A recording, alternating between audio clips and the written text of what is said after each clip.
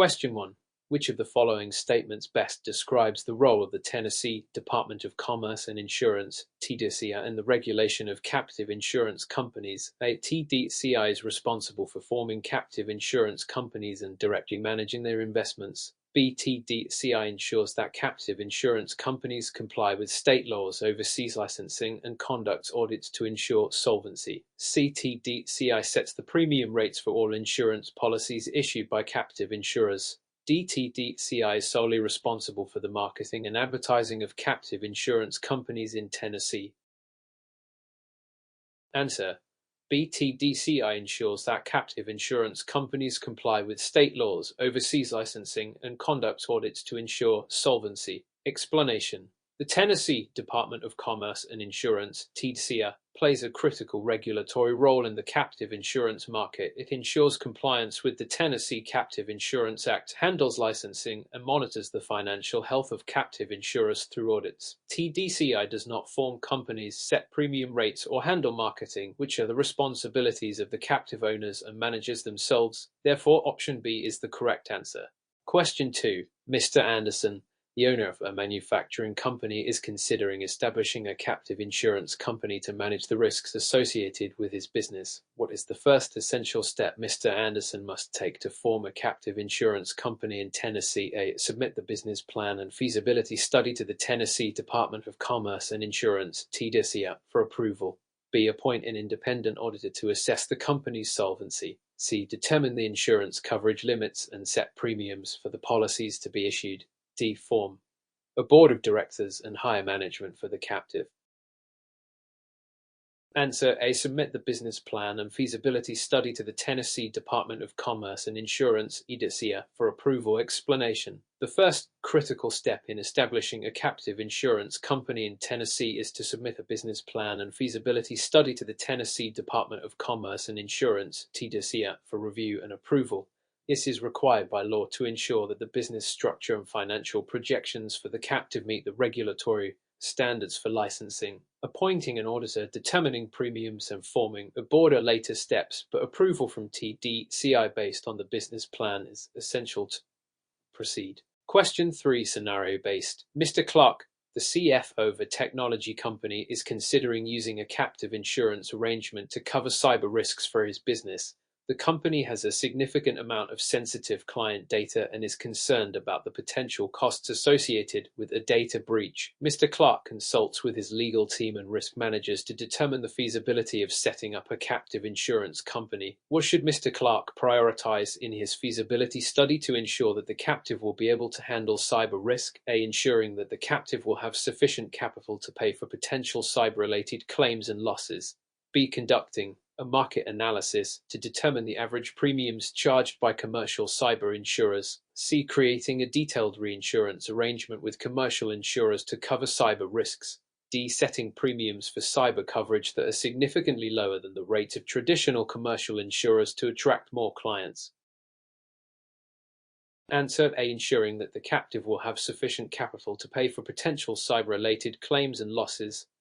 Explanation: in establishing a captive insurance company, particularly for complex risks like cyber insurance, it is crucial to ensure that the captive has enough capital to cover potential losses. This is the primary focus of the feasibility study. The study should include a detailed assessment of the company's risk exposure, potential cyber-related claims, and adequate capitalization to handle these risks. While reinsurance arrangements and market analysis may be part of the process, capital adequacy is the most important factor to ensure solvency and the long-term viability of the captive. Therefore, option is the correct answer.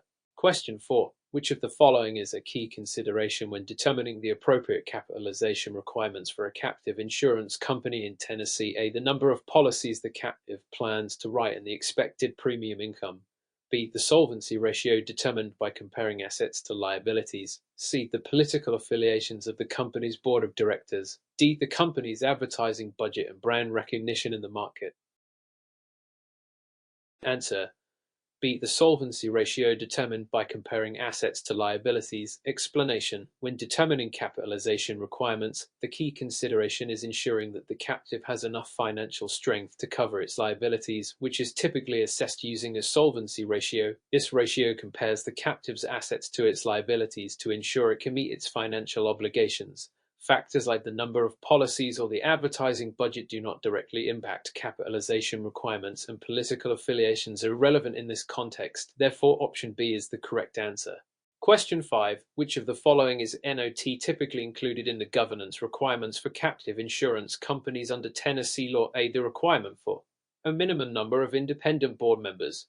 B. The need for an internal audit function to evaluate financial practices. C. The obligation for all captives to form a claims review committee. D. The necessity for the board to ensure compliance with both state and federal laws. Answer: C. The obligation for all captives to form a claims review committee. Explanation: under Tennessee law, the governance structure of a captive insurance company generally includes requirements for independent board members, an internal audit function, and ensuring compliance with relevant legal frameworks. However, forming a claims review committee is not a mandatory governance requirement for all captives, although it may be part of internal practices for certain types of captives. Therefore, option C is the correct answer. Question 6. Scenario-based. Mr. Wright, the CEO of a large construction company, is considering setting up a group captive insurance company to cover property damage and liability risks across multiple locations. But after researching the process, he realizes that several smaller companies would also benefit from this captive structure. What should Mr. Wright ensure when forming this group captive to avoid potential regulatory issues? They all participating companies must have similar risk profiles and share a common interest in the types of coverage provided. B. The group captive must only cover property and liability risks without branching into other types of coverage. C. The capital requirements should be based solely on the total premiums collected from the participating companies. D. Each participating company must have its own individual claims handling process independent of the group captive's management. Answer: A. All participating companies must have similar risk profiles and share a common interest in the types of coverage provided. Explanation: in forming a group captive, it is essential that the participating companies share similar risk profiles and common interests in the types of coverage provided. This is to ensure that the group is homogeneous and the captive can effectively manage the collective risks. A mismatch in risk profiles can result in difficulty managing premiums, claims, and the financial health of the captive. The other options do not accurately address the regulatory or operational requirements for group captives in Tennessee. Therefore, option is the correct answer. Question 7. Which of the following is a primary advantage of using a captive insurance company for a business? A. Captives are exempt from all federal tax regulations and compliance. B. Captives allow businesses to retain control over their insurance programs and customize coverage to meet their specific needs. C. Captives provide unlimited access to commercial reinsurance at discounted rates. D. Captives automatically ensure that businesses will not face any claims-related disputes.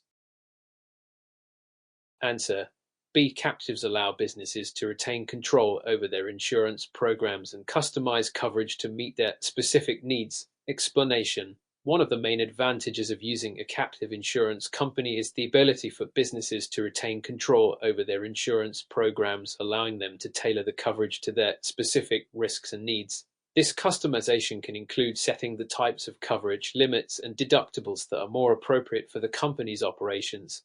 Captives are not exempt from federal tax regulations, they do not guarantee unlimited reinsurance at discounted rates, and they do not eliminate the possibility of claims-related disputes. Therefore, option B is the correct answer.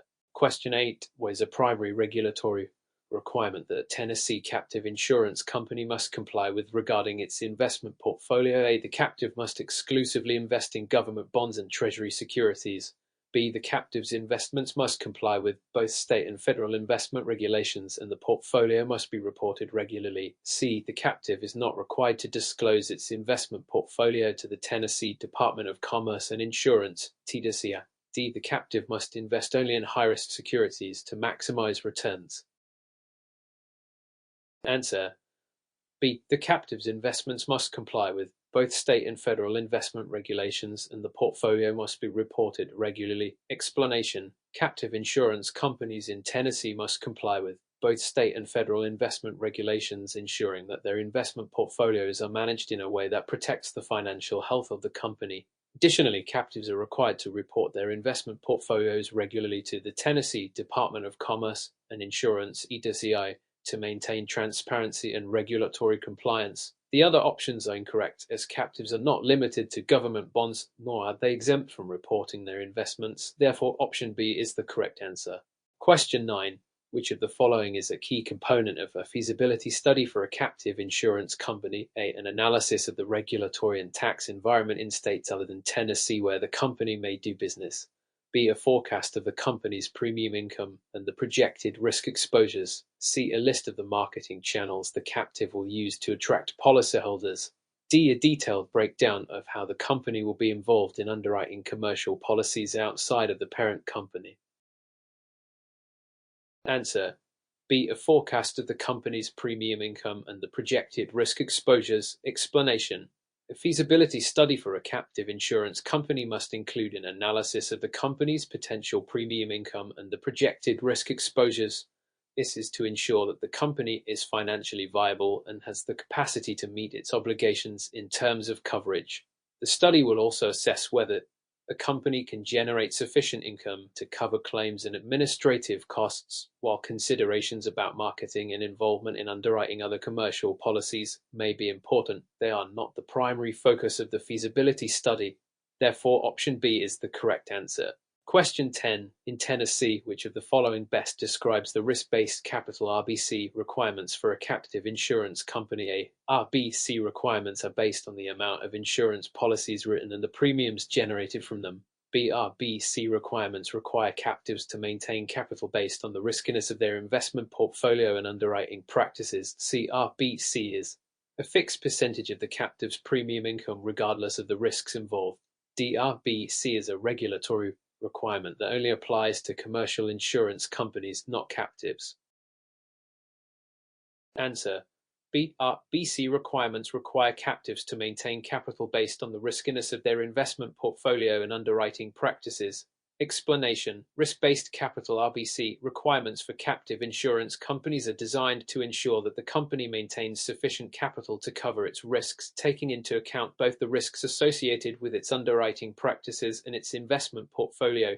These requirements help prevent insolvency by ensuring that captives have adequate financial resources to meet potential claims. Unlike commercial insurance companies, where RBC is calculated using a specific formula, captives must consider their unique risks. Option B is the correct answer, as it best reflects how RBC requirements are calculated for captives in Tennessee. Question 11.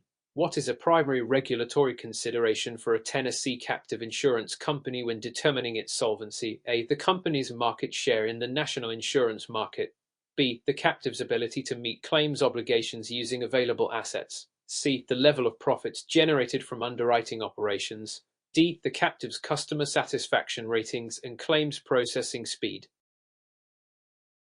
Answer: B. The captive's ability to meet claims obligations using available assets. Explanation: the solvency of a captive insurance company is primarily concerned with its ability to meet its financial obligations, particularly claims, using its available assets. Regulatory authorities focus on ensuring that captives are financially stable and able to fulfill their claims obligations.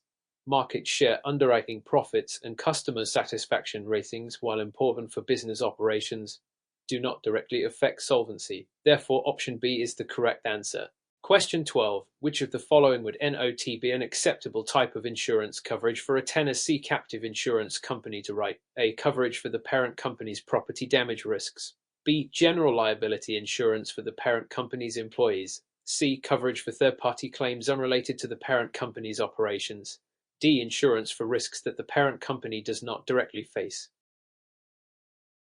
Answer: C. Coverage for third-party claims unrelated to the parent company's operations. Explanation: captive insurance companies are typically set up to cover risks that are directly related to the operations or activities of their parent company or affiliated group. Writing coverage for third-party claims unrelated to the parent company's operations could violate the terms of the captive insurance structure, which is focused on managing the parent company's risks. Therefore, option C is the correct answer. Question 13. Scenario-based. A Tennessee-based manufacturing company is considering forming a captive insurance company to cover workers' compensation, property, and liability risks. What should the company insure regarding its employees in relation to the captive? A. All employees must be covered by individual insurance policies outside of the captive. B. The company must ensure that its workers' compensation risks are the primary focus of the captive. C. The employees must all be covered by a single insurance policy through the captive, regardless of their roles. D. The company must limit coverage to only property risks, excluding workers' compensation. Answer: B. The company must ensure that its workers' compensation risks are the primary focus of the captive. Explanation: when forming a captive insurance company to cover multiple types of risks, including workers' compensation, property, and liability, the company should ensure that the captive can adequately handle the specific risk exposures, particularly workers' compensation risks. The captive must be structured to appropriately address the risks it is formed to cover, with workers' compensation often being a primary concern for businesses with large numbers of employees. Therefore, option B is the correct answer. Question 14. What is the minimum capital requirement for a captive insurance company in Tennessee? A. $100,000 in paid-in capital and surplus. B. $250,000 in paid-in capital and surplus. C. $500,000 in paid-in capital and surplus. D. There is no minimum capital requirement for captives in Tennessee. Answer: B. $250,000 in paid-in capital and surplus. Explanation: Tennessee requires a minimum capital of $250,000 in paid-in capital and surplus for a captive insurance company. This amount helps ensure that the captive has the financial resources needed to meet its obligations. While the exact capital requirement may vary depending on the specific type of captive and the risks it covers, this is the standard minimum for most captives in Tennessee. Therefore, option B is the correct answer. Question 15. Which of the following is a key advantage of a single-parent captive insurance company compared to a group captive? A. Single-parent captives can share risks and liabilities with other companies. B. Single-parent captives provide more customized insurance coverage for the parent company's specific needs. C. Single-parent captives are exempt from state insurance regulations. D. Single-parent captives require a higher minimum capital requirement than group captives. Answer: B. Single-parent captives provide more customized insurance coverage for the parent company's specific needs. Explanation: a key advantage of a single-parent captive is that it allows the parent company to customize its insurance coverage specifically to its own needs, providing flexibility in coverage options, limits, and deductibles. In contrast, group captives share risks and liabilities among several participants, which may limit customization. Single-parent captives are not exempt from state insurance regulations, and while capital requirements may vary, they are not necessarily higher than those for group captives. Therefore, option B is the correct answer. Question 16. Which of the following would typically be required in the business plan for a Tennessee captive insurance company? A. A comprehensive list of all commercial insurance policies the company plans to write.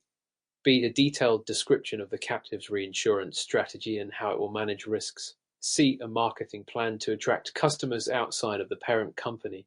D. A guarantee of profits over the first 5 years of operation. Answer: B. A detailed description of the captive's reinsurance strategy and how it will manage risks. Explanation: a business plan for a captive insurance company must include a detailed description of its reinsurance strategy and how the company plans to manage its risks. This includes identifying how the captive will transfer certain risks to other insurers and how it will maintain adequate capital levels. While a list of policies and a marketing plan may be relevant, the primary focus of the business plan is on managing and mitigating risks, which is why option B is correct. Question 17. Scenario-based. A Tennessee-based logistics company is considering forming a captive insurance company. The company plans to write both property and liability insurance for its fleet of trucks. What regulatory requirement must the company meet before forming the captive? A. The company must demonstrate that it has been in business for at least 10 years. B. The company must submit a feasibility study and business plan to the Tennessee Department of Commerce and Insurance (TDCI). C. The company must obtain approval from the Tennessee Attorney General before proceeding with formation. D. The company must provide proof that all drivers are covered by individual auto insurance policies.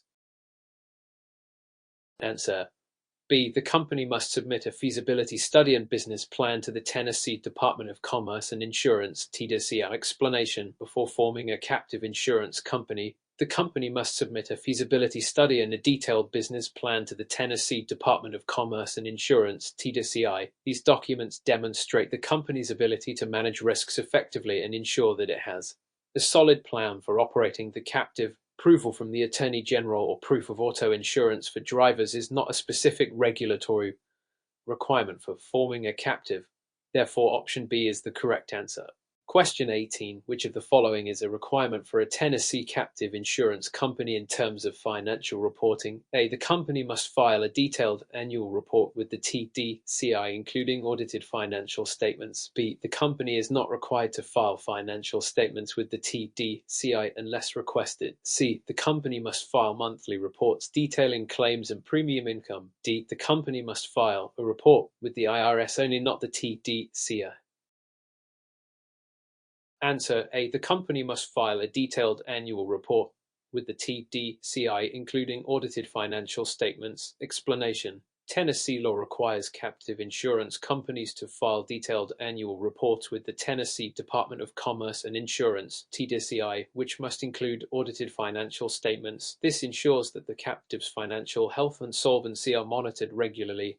Monthly claims reports or filing only with the IRS are not required. Therefore, option is the correct answer.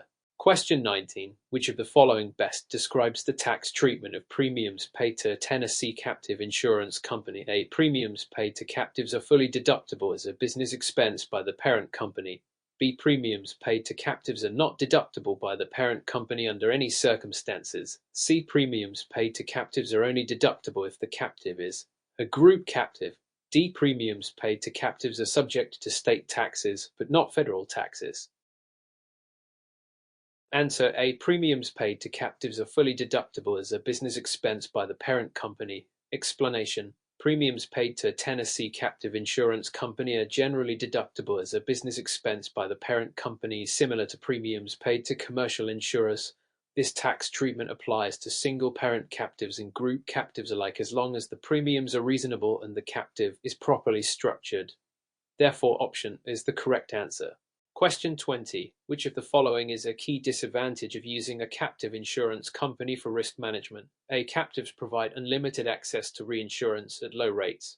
B. Captives require businesses to manage their own risk and regulatory compliance, which can be resource-intensive. C. Captives automatically guarantee that all insurance claims will be paid promptly. D. Captives are exempt from state-level regulatory oversight, reducing administrative burden.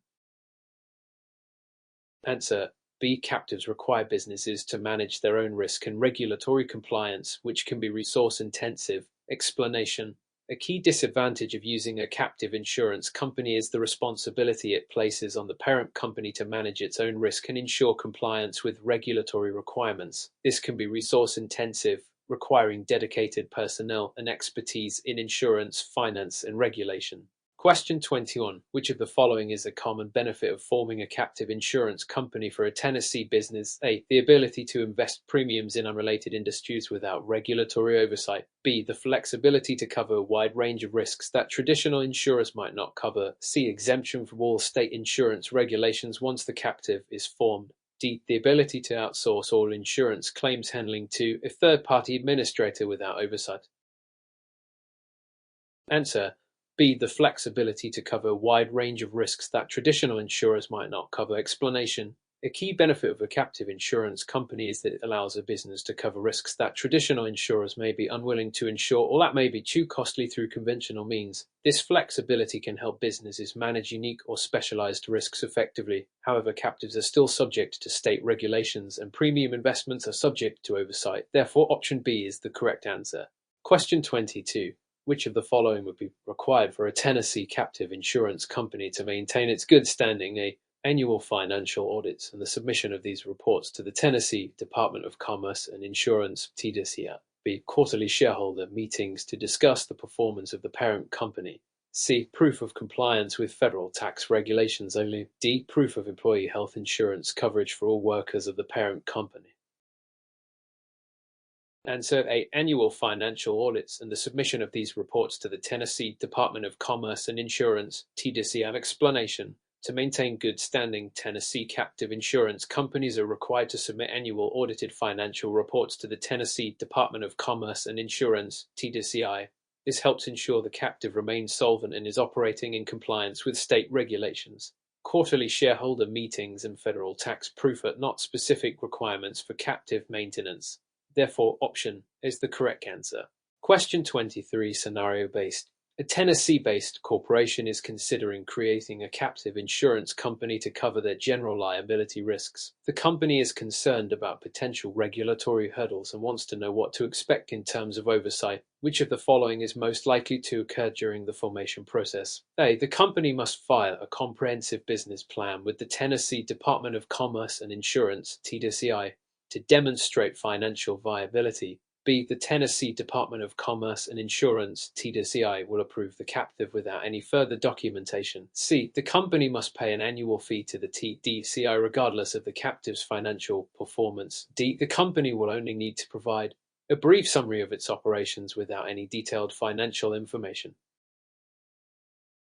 Answer A. The company must file a comprehensive business plan with the Tennessee Department of Commerce and Insurance, TDCI, to demonstrate financial viability. Explanation. During the formation process, the company must submit a comprehensive business plan to the Tennessee Department of Commerce and Insurance, TDCI, that demonstrates the financial viability and sustainability of the proposed captive. This includes detailed financial projections, risk assessments, and other relevant documentation. The approval process involves a thorough review by regulators. Therefore, option A is the correct answer. Question 24. Which of the following best describes the structure of a protected cell captive insurance company in Tennessee? A. A captive with a single entity that underwrites all risks and manages all claims.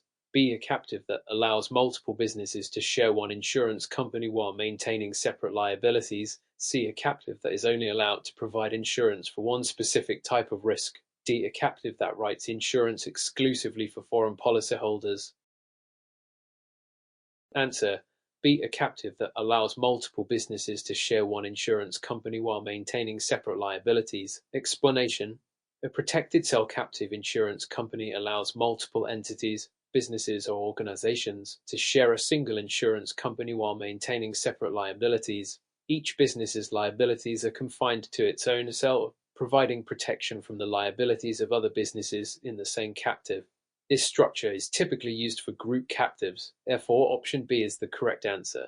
Question 25. What is the primary function of a reinsurance agreement for a captive insurance company in Tennessee? A. To provide an additional layer of protection against catastrophic losses. B. To enable the captive to write insurance policies for external clients. C. To offer tax exemptions for reinsured risks. D. To lower the costs of forming the captive. Answer A. To provide an additional layer of protection against catastrophic losses. Explanation. Reinsurance agreements allow a captive insurance company to transfer part of its risk to another insurer, typically to protect against large or catastrophic losses. This helps the captive maintain financial stability in the event of significant claims. Reinsurance does not allow the captive to write policies for external clients, nor does it directly result in tax exemptions. Therefore, option is the correct answer. Question 26. Which of the following is an advantage of using a Tennessee captive insurance company for risk management? A. The ability to completely avoid state-level insurance regulations. B. The ability to achieve premium cost savings by retaining a greater share of risk. C. Exemption from annual reporting requirements. D. The guarantee of no claims made against the captive by the parent company. Answer. B. The ability to achieve premium cost savings by retaining a greater share of risk. Explanation. Captive insurance companies often result in cost savings because they allow businesses to retain more of their own risk rather than paying premiums to traditional insurers. This can lead to lower overall costs, especially for businesses with predictable or manageable risks. However, captives are still subject to state-level insurance regulations and are not exempt from annual reporting requirements. Therefore, option B is the correct answer. Question 27. Which of the following is a requirement for a captive insurance company operating in Tennessee to qualify as a risk retention group? Raji. A. The group must consist of at least 10 unrelated companies sharing the same type of risk.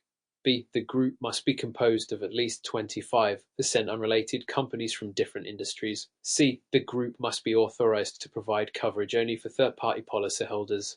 D. The group must have a minimum of 500 policyholders from unrelated industries.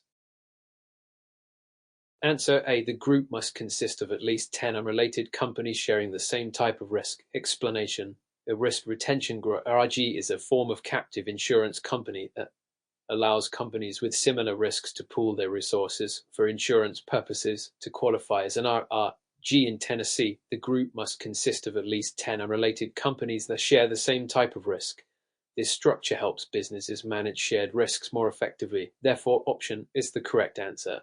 Question 20. What is the role of a captive insurance company's board of directors in Tennessee? A. To set premiums for external clients unrelated to the parent company.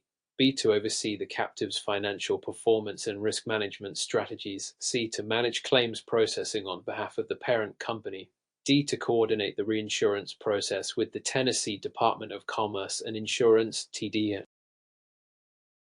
Answer.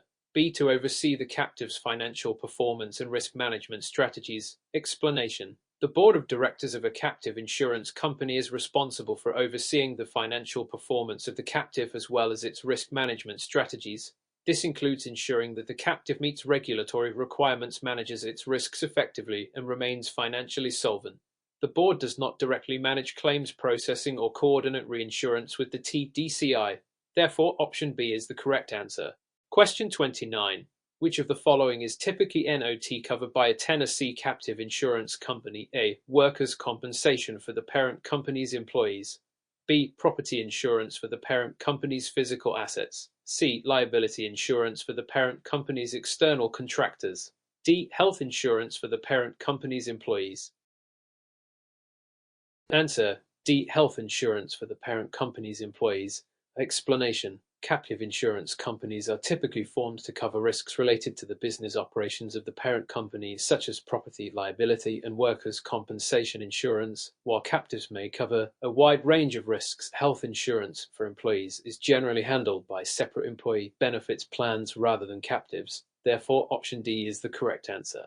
Question 30. Which of the following statements is true regarding the formation of a captive insurance company in Tennessee? A. A Tennessee captive insurance company must have a minimum of 100 policyholders.